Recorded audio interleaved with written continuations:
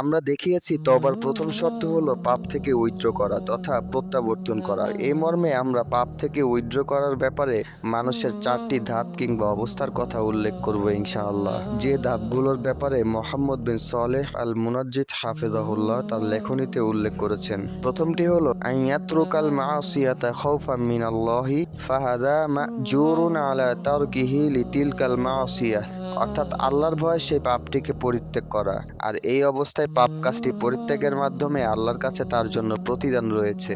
নম্বর 2, আইয়ুতরাকাল মাসিয়াতা মুরাআতাল লিন্নাসি ওয়া তালাবাল লিমাদহিহিম ফাহাদা গায়রু মাজুরিন আলা তারকি বাল ক্বাদ ইয়াসামু আলা যালিক লিআন্না তারকাল মাসিয়াতি ইবাদাতুন ওয়াল ইবাদাতু লা তাকুনু ইল্লা লিল্লাহ, অর্থাৎ মানুষের নিকট সম্মান ও তাদের প্রশংসা পাওয়ার আশায় পাপ কাজটি পরিত্যাগ করা।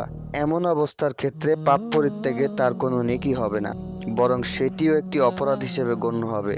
কেননা পাপ পরিত্যাগ করা একটি ইবাদত, আর ইবাদত আল্লাহর সন্তুষ্টি ছাড়াও অন্য কারোর জন্য করা যাবে না। নম্বর 3, আইয়ুতরাকাল মাসিয়াতা হায়াআম মিনান নাসি ফাহাদা লা ইসমা আলাইহি লাকিন ক্বাদ ইউসাবু আলা তারকি ইযা সাহাবা যালিকা মাকসিদুস শারঈয়্যু মিম্মা ইউহিব্বুহুল্লাহু তাআলা কাআন ইয়াতরুকাল মাসিয়াতা খাশিয়াতা আন ইউকদাহা ফিদ দুআতি ওয়া আহলিদ দ্বীনি, অর্থাৎ মানুষের নিকট চক্ষু লজ্জার ভয়ে তা পরিত্যাগ করা।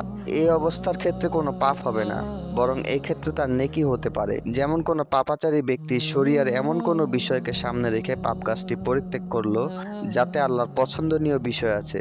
যেমন কেউ পাপ কাজটিকে পরিত্যাগ করলো দায়ী ও আলেমদের সম্মান ক্ষুণ্ণ হওয়ার ভয়ে। নম্বর 4, আইয়ুতরাকাল মাসিয়াতা রাগবাতান আনহা ওয়া লাইসা তারকুহু লাহা খাউফাম মিনাল্লাহি আও লিআজালি আহাদিন মিন খালকিহি ফাহাদা লা ইউজারু ওয়া লা ইয়াসামু, অর্থাৎ নিতান্তই অনীহাবশত পাপ কাজটি পরিত্যাগ করা, যেখানে মূলত সে আল্লাহর ভয় করেনি কিংবা সৃষ্টির কাউকে সন্তুষ্ট করার জন্য করেনি।